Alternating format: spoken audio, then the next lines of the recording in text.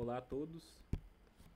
Bem, nesse momento que a gente está passando por essa pandemia causada pelo novo coronavírus, a gente acaba se adaptando a algumas situações e para não deixar os alunos sem conteúdo, eu vou ao longo desse período gravar algumas aulas, utilizando um programa que eu baixei na internet gratuito, chama Cam Studio.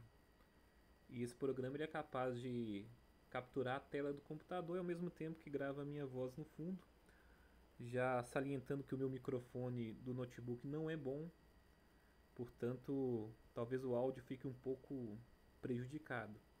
Mas a intenção é boa, a intenção é positiva e ao longo desse período aí pretendo gravar uma série de aulas, disponibilizar para os meus alunos, com o intuito de, em primeiro lugar, demonstrar que este não é um período de férias, é um período no qual o estudo continua sendo bastante importante e também para poder trazer conteúdos, às vezes de uma forma um pouco diferente da sala de aula, que eu acho também bastante válido.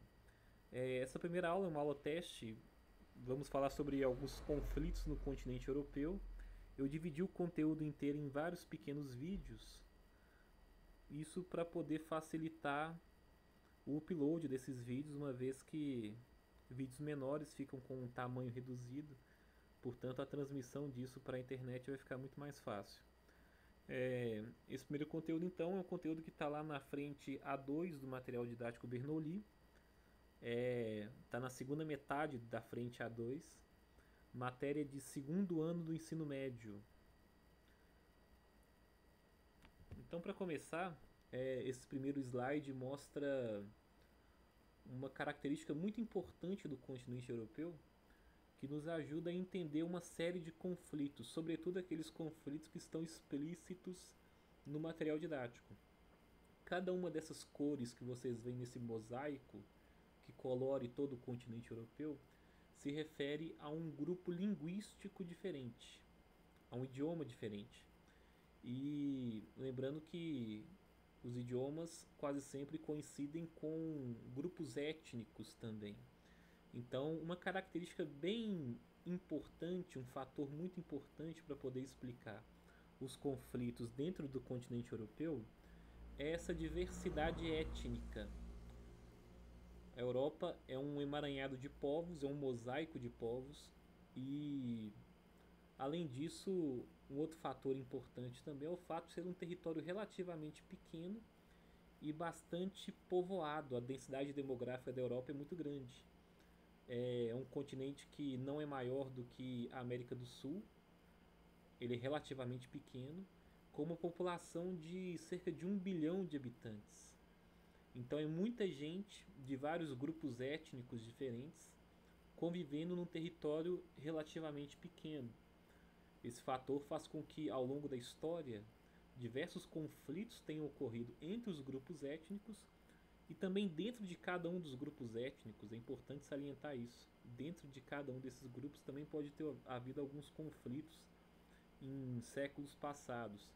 Isso acaba levando a bastante rivalidade entre eles, uma vez que ao longo da história diversas guerras foram travadas e essas guerras resultam até hoje numa herança de rivalidade.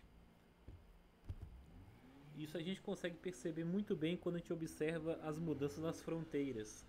Lembrando que as fronteiras elas são mutáveis e geralmente quando uma fronteira ela muda, um território muda, isso acaba sendo causado quase sempre por um conflito. Este, por exemplo, é um mapa do continente europeu há cerca de 100 anos atrás, há cerca de um século. É um mapa no contexto da Primeira Guerra Mundial.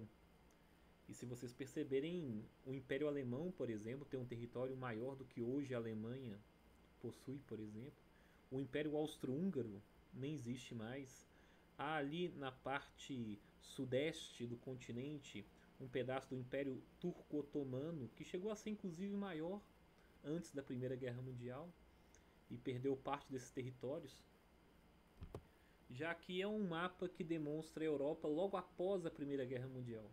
E dá para ver que essa guerra mudou várias fronteiras dentro da Europa. Vários territórios foram alterados, inclusive com o fim do Império Turco-Otomano, o fim do Império Austro-Húngaro. Dá para ver também que a Alemanha ela perde parte dos seus territórios, e ali na parte oriental da Europa já aparece a figura da União Soviética. Lembrando que a União Soviética surge após a Revolução Russa e foi a primeira experiência socialista que a gente tem no mundo.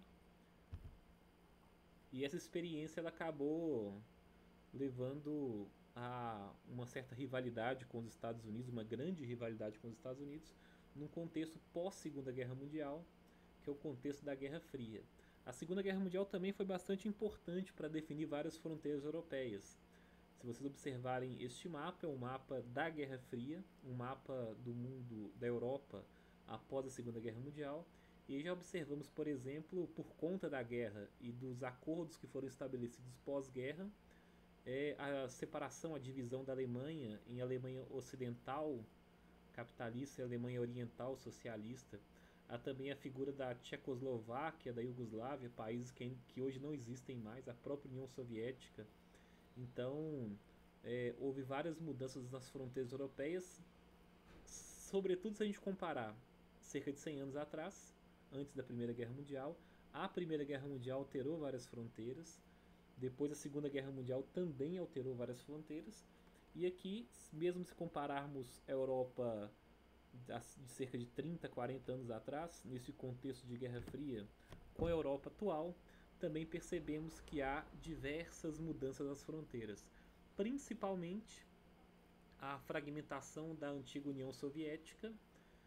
Dentre os países europeus, Estônia, Letônia, Lituânia, Bielorrússia, Ucrânia, Moldávia e a própria Rússia faziam parte da antiga União Soviética, e essa fragmentação deu origem a diversos países na Europa Oriental. Além disso, a antiga Tchecoslováquia se fragmentou em República Tcheca e Eslováquia. Houve a reunificação da Alemanha, e também a antiga Iugoslávia. Ela se fragmenta em diversos países. Hoje temos Eslovênia, Croácia, Bósnia e Herzegovina, Sérvia, Montenegro, Macedônia, além do território litigioso de Kosovo. É um território que é um país que ainda não é reconhecido, inclusive pela ONU, e sobre ele vamos ver um pouco mais depois.